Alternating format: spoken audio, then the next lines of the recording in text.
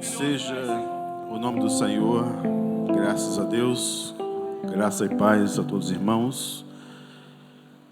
Hoje estamos alegres, felizes e sabemos que Deus tem feito grandes coisas neste lugar. Deus tem abençoado poderosamente e nos sustentado a cada dia na sua presença. Amém? Convidamos a igreja a abrir a palavra do Senhor, Epístola do apóstolo Paulo aos Romanos, capítulo 1, a partir do verso 16. O tema da mensagem desta noite é: o justo viverá pela fé. Vamos falar um pouquinho desse momento histórico, destes 506 anos da Reforma Protestante, que se dará agora no dia 31 de outubro, próxima terça-feira. E o que isso representou para nós, igreja, para a fé que professamos, a experiência que Deus moveu no coração do homem, e foi um dos marcos da história do protestantismo na nossa era. Epístola do apóstolo Paulo aos Romanos, a partir do verso 16, diz assim: não me envergonho do Evangelho, porque é o poder de Deus para a salvação de todo aquele que crê. Primeiro do judeu, depois do grego, porque no Evangelho é revelada a justiça de Deus, uma justiça que, do princípio ao fim, é pela fé. E como está escrito, o justo viverá pela fé. Amém? Vamos orar, feche seus olhos. Senhor, nós somos gratos a Ti por esses momentos da Tua presença. Continua falando conosco através da Tua palavra, em nome de Jesus. Amém, Senhor. Amém? A igreja estará sentada.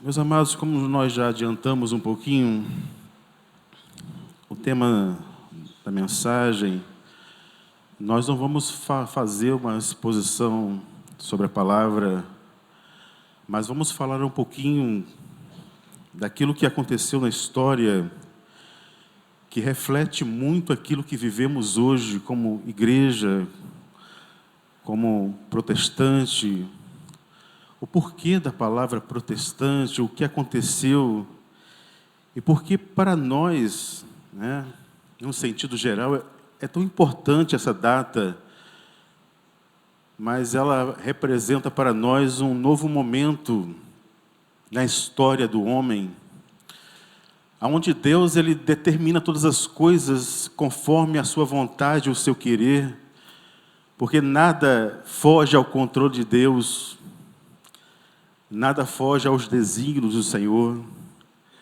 A história pertence ao Senhor. O momento, desde o início, todas as coisas pertencem a Deus.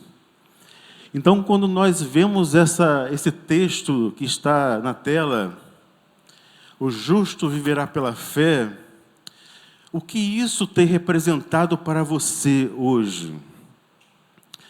Será que é apenas um sentido literal? Eu sou justificado pela fé em Cristo Jesus. Qual a experiência que podemos vivenciar hoje através desse texto? E quando falamos de experiência, meus amados, nós falamos daquilo que Deus ele proporciona ao homem para que a história da humanidade, a história do Evangelho, ela mudasse de uma forma muito completa. E como nós já falamos na próxima terça-feira, no dia 31 de outubro, a Reforma Protestante, ela completará 506 anos. Mas você sabe o que é a Reforma Protestante? Quais o que motivou ali, principalmente, Martinho Lutero a viver aquela experiência? E muitas vezes nós, quando olhamos para a história, nós apenas citamos um fato importante citamos Martinho Lutero, que foi um homem que foi, de alguma forma, usado de uma forma muito poderosa por Deus. Mas, quando falamos da reforma protestante, podemos falar das reformas protestantes, porque também, antes que houvesse aquele ato ali, no castelo de Wittenberg,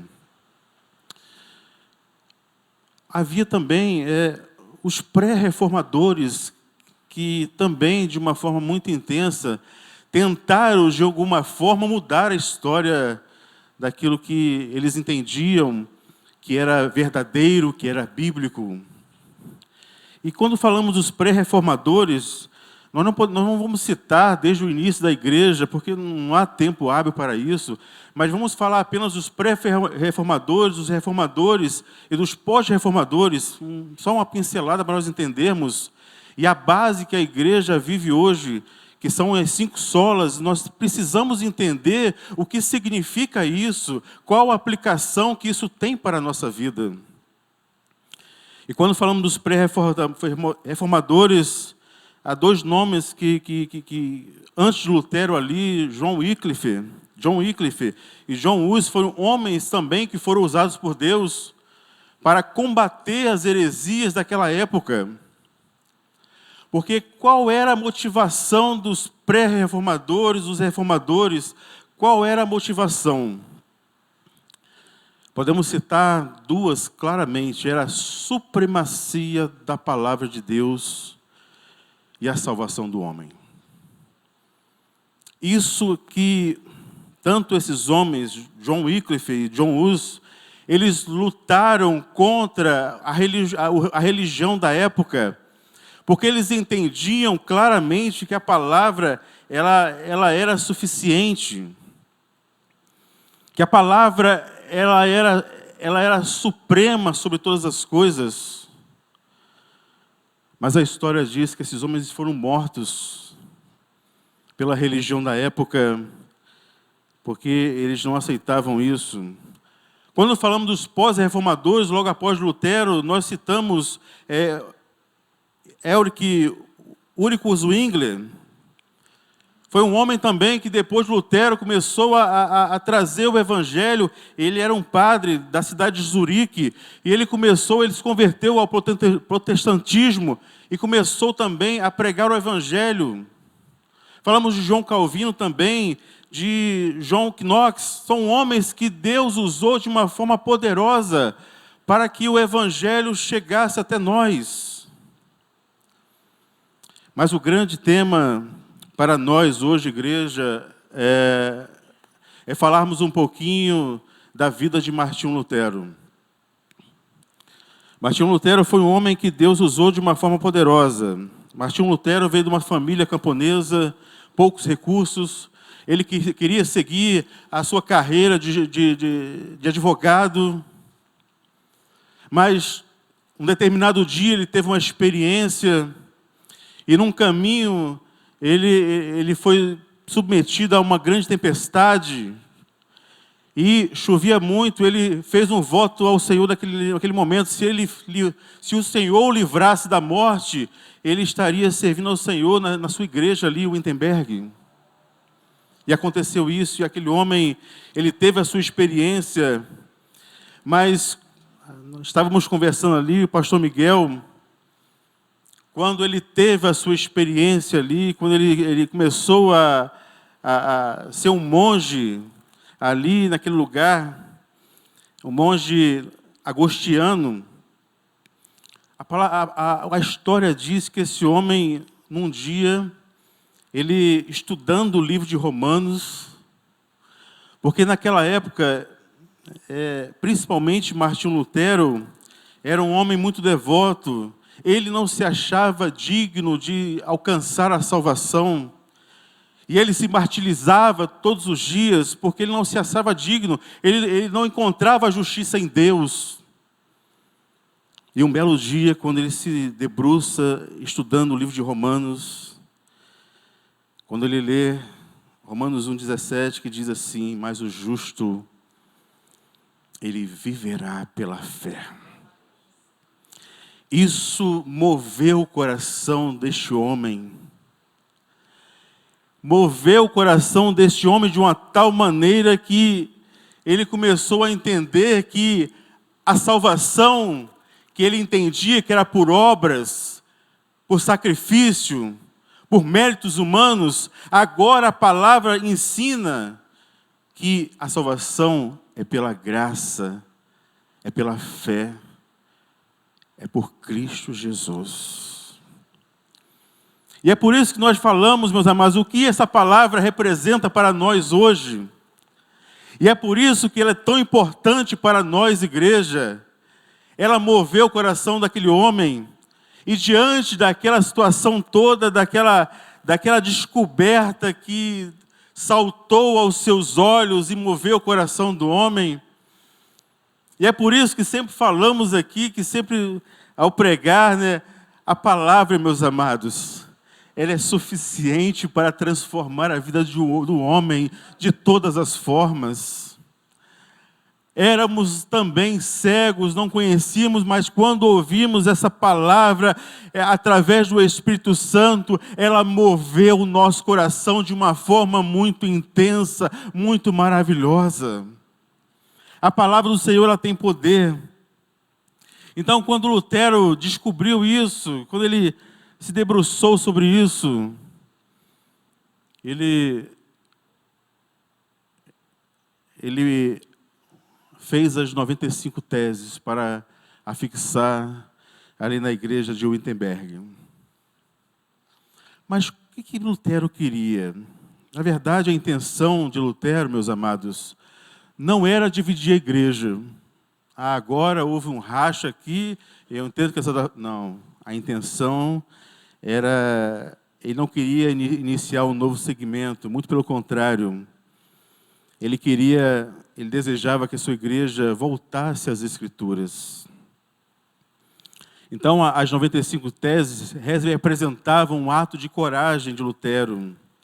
Então, como nós falamos no início, as 95 teses, elas atacam principalmente o comércio religioso daquela época, principalmente as indulgências que eram vendidas por um homem chamado John Texel.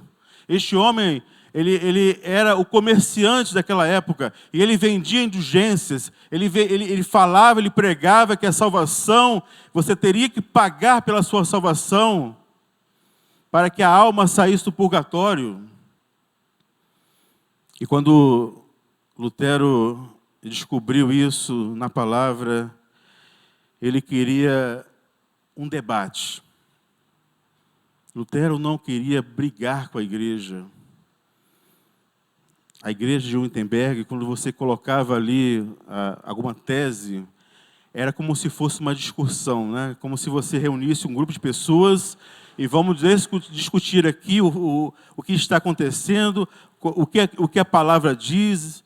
E Lutero, ele só queria fazer isso. Mas aquilo foi muito, muito mal aos olhos dos religiosos da época. Eles acharam que aquilo foi uma afronta contra a religião daquela época. E logo após isso, eles criaram uma bula papal e convidaram Martinho Lutero para se retratar em 1521, na igreja de Wittenberg mesmo. Era chamada a Dieta de Worms. Era um momento que ele tinha que se retratar com os religiosos da época. E a palavra, quando ele chegou naquele lugar, a palavra de Martinho Lutero foi: eu não me retratarei, porque eu não posso ir contra a minha consciência. Ele negou ali e ele foi excomungado da igreja, e ali se deu início ao momento chamado momento protestante. Mas se nós resumirmos hoje, meus amados, com relação à história, resumirmos as 95 teses, nós chegaremos naquilo que é mais importante, que são os pilares da igreja reformada nos nossos dias. Quando falamos de igreja reformada, meus amados, não só por causa do nome, Não adianta ter nome, mas não ter essência, não ter palavra, não ser comprometido com a verdade. Nós devemos ser comprometidos não com os nossos ideais, que são até bons, mas o nosso comprometimento é com a palavra de Deus. E sobre isso que Lutero ele lutava. Então, ele queria ali, as 95 teses sintetizaram os pilares da Igreja Reformada. Então, nós conhecemos como as 5 solas. O que são as 5 solas para nós, meus amados? A palavra sola no latim significa somente, unicamente. Então, quando aqueles homens eles começaram a se opor contra a religião da época, porque para a religião da época, ela era maior do que a palavra. Mas entendemos claramente que a palavra é tudo na vida da igreja. Tudo provém da palavra. Então os reformadores daquela época entenderam que a igreja tinha que ter os seus pilares. E esses pilares permanecem até os nossos dias. Eles precisam permanecer na nossa vida. Então, o primeiro pilar é só a Escritura, somente a Escritura. Então, os reformadores, eles queriam, de alguma forma, colocar a Escritura como supremacia maior na igreja. Não é o papado, não é o conselho, não é a eclesia. O que é importante para a igreja é a palavra de Deus. A autoridade, a suficiência, a inerrância. A palavra de Deus, ela precisa ser para nós como regra de fé e prática. A autoridade da Escritura não depende do testemunho de qualquer homem ou igreja. Meus amados, a palavra de Deus, ela não está debaixo do conselho dos homens desta vida, nem de qualquer igreja. Ela é soberana sobre todas as coisas. Ela precisa prevalecer no nosso coração. Naquela época, o papado era mais importante. O que eles falavam, mesmo que fosse contra a palavra, era o que prevalecia. Mas nós entendemos hoje, como servo de Deus, como igreja, que o que prevalece como supremacia é a palavra de Deus. Louvado seja o nome do Senhor. Porque ela é a autorrevelação de Deus para nós. Ela mostra a vontade de Deus para a vida do homem. E isso ficou muito evidente naqueles dias. Por isso que quando falamos de sola Escritura, ela tem algo muito importante. A palavra do Senhor, ela é suficiente. Louvado seja o nome do Senhor. O segundo pilar da igreja reformada é sola fide, somente a fé. Então o homem, ele é justificado pela fé em Cristo Jesus. O homem, ele é incapaz, meus amados, de alcançar a salvação pelos seus méritos. O homem não regenerado, ele é incapaz de servir a Deus. Lutero, naqueles dias, ele lutava para alcançar a salvação pelos seus méritos. Ele se martirizava, tentando de alguma forma salvar-se a si mesmo. Mas ele entendeu claramente que só uma vida transformada, através da palavra do Senhor, o homem é justificado. Porque pela graça sois salvos por meio da fé. Isso não vem de vós, é dom de Deus. Não vem das obras para que o homem não se glorie, mas vem do próprio Deus. Então a bênção que nós temos, meus amados, como alicerce da nossa vida, é que a fé, ela é mediante a graça de Deus. Isso é o segundo pilar da igreja reformada. O terceiro, sola gratia, somente a graça. A graça, ela é aquilo que Deus, Ele deu ao homem. Porque nós nascemos nos nossos pecados e delitos, nós merecemos o juízo de Deus. mas aprove a Deus, meus amados, nos conceder essa oportunidade de alcançarmos a salvação, não pelos nossos méritos, mas pelo grande amor de Deus. O quarto, sola Cristo, porque naquela época a religião entendia que você se pagasse, indulgência, você alcançaria a salvação, você era livre dos seus pecados. E a própria palavra diz que Jesus é a singularidade presente em toda a Bíblia. Jesus não é uma verdade entre as outras, Ele é a única verdade. Ele não é um caminho entre muitos caminhos, Ele é o caminho, a verdade e a vida. Ele não é o mediador entre muitos intercessores desta vida, mas Ele é o intercessor entre Deus e o Pai, entre nós e o Senhor. Então, meus amados, Ele, sola Cristo, só em Cristo nós temos a salvação. A Ele é dado o louvor, a glória, Ele é a porta do céu, Ele é o nosso caminho. Fora dEle não há salvação. Isso é um pilar da igreja, é um pilar que o Senhor tem colocado no nosso coração. E o quinto, sola Deo glória, somente a glória. A glória, ela pertence toda ao Senhor. Muitas vezes o homem quer a glória para si, e é uma glória vazia, é uma abominação aos olhos de Deus. Mas Ele damos a glória e o louvor para todos sempre. Então você foi criado para o louvor da glória de Deus. Se estamos aqui nessa noite é porque aprove a Deus nos dar essa oportunidade de o louvá-lo.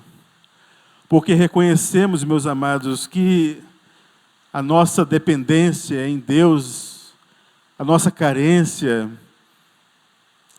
o amor, porque nós o amamos porque Ele nos amou primeiro. Isso tem que mover o nosso coração todos os dias. E esses homens morreram, alguns foram queimados em fogueiras. A igreja primitiva passou por grandes dificuldades, mas a palavra, céus e terra passarão, mas as minhas palavras não hão de passar. Nós temos que valorizar, meus amados, todos os dias a palavra de Deus, porque é ela que move o nosso coração, ela que transforma a nossa vida, ela que transforma o nosso viver. Então, sola Deo glória. E para concluirmos essa nossa reflexão, um dos lemas da igreja reformada daquela época era Igreja Reformada, sempre reformando. Nós precisamos, meus amados, a igreja atual ela precisa de uma reforma constante. A postura da igreja hoje é analisar e guardar, e se guardar dos desvios teológicos, das heresias que muitas vezes ouvimos. Nós temos, meus amados, através da palavra, a autoridade de falar, olha, isto não procede de Deus. É melhor você ferir uma pessoa com a verdade do que ela morrer na mentira. Então, muitas vezes ficamos receosos. Poxa, será que eu posso falar? Porque a pessoa vai se ferir. Fale a verdade. Pregue a verdade. É melhor que você fira ela com a verdade do que ela ir para o caminho da heresia e sermos coniventes com o erro de terceiros. A igreja ela precisa disso, meus amados. Nós precisamos nos atualizar, nós precisamos da reforma. A reforma, ela precisa ser constante na nossa vida. Ah, mas aconteceu no passado, mas hoje também precisamos estudar, ler a palavra, como nós temos meios hoje maravilhosos, livros maravilhosos, para lermos a palavra de Deus. Mas infelizmente hoje, meus amados, o liberalismo ele é um câncer no Evangelho. O liberalismo, ele tem entrado de uma forma muito sutil na igreja. O liberalismo hoje, ele não crê na criação, na redenção e na ressurreição. A sua fé é relativa. Não é uma fé absoluta. Se você falar para um liberal sobre a criação, ele vai falar assim, mas não foi bem assim. Como é que Deus, do barro, cria o homem? Isto é uma heresia contra a palavra de Deus. E infelizmente hoje, meus amados, nós vemos igreja ensinando isso, que a fé, ela é relativa.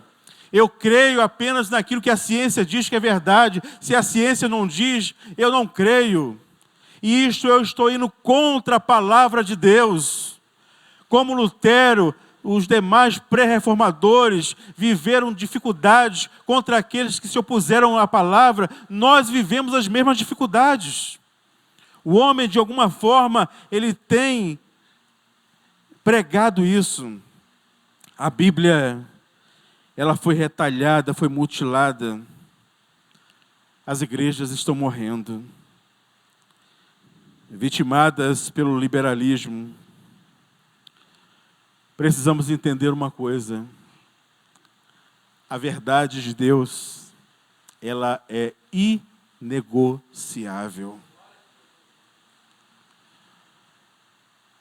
A verdade de Deus, ela é inegociável. A igreja que abandona a sã doutrina, ela morre. Se nós hoje abandonarmos a sã doutrina, a palavra de Deus, nós morreremos, meus amados. Porque quando abandonamos a sã doutrina, a razão, ela entra no nosso coração. O liberalismo, ela entra no nosso coração. E começamos a achar que o homem pode pecar, que Deus vai perdoar. Não há arrependimento, não se fala em inferno, não se fala em pecado, porque isso soa mal aos ouvidos das pessoas. Mas a pregação de Jesus era essa: arrependei-vos, que é chegado o reino de Deus. A pregação de Paulo, a pregação dos homens de Deus, a pregação de Lutero, de Calvino, de tantos outros, John Wesley. Quantos homens foram usados por Deus para pregar o Evangelho? Queira ou não, o Evangelho tem que ser pregado na sua essência. E é isso que tem que mover o coração da igreja.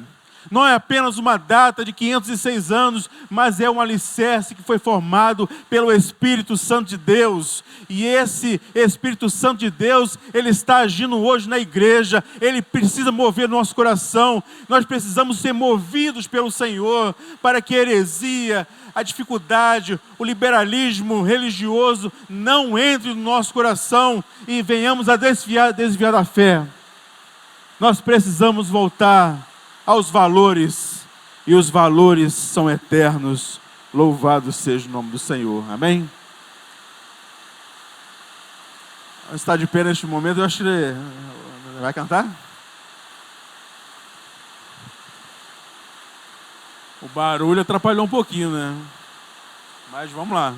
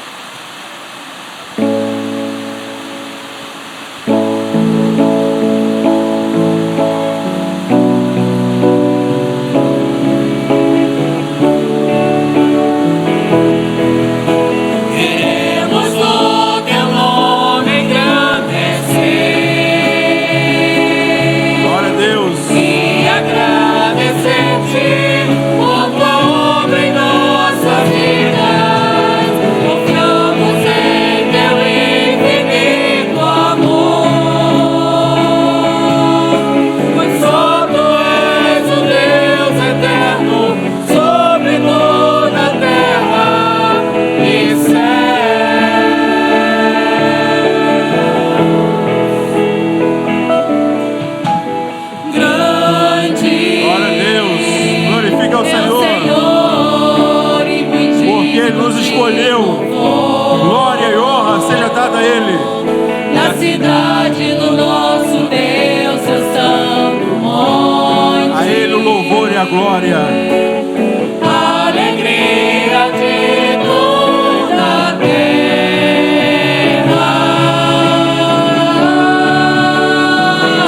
A Ele o louvor. Grande é o Senhor em quem nós temos a vitória,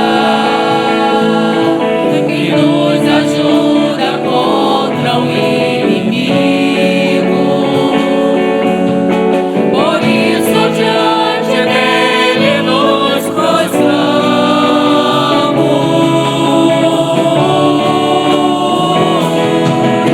Queremos o teu nome engrandecer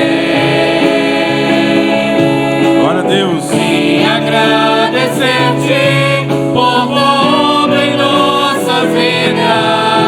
Confiamos em teu infinito amor, pois só tu és o Deus eterno sobre toda a terra e céu.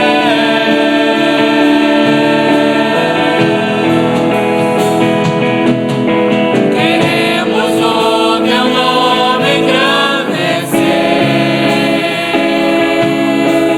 e agradecer-te por tua obra em nossas vidas. Confiamos em teu infinito amor, pois só tu és o Deus eterno sobre toda a terra e céu. Glória a Deus. Aleluia. E céu.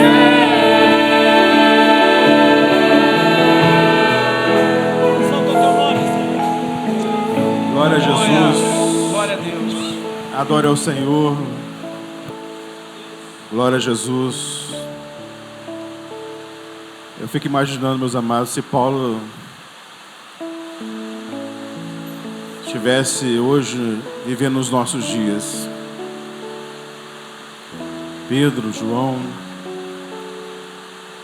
homens que viveram a palavra de Deus. Nós devemos amar essa palavra, porque era tudo para nós.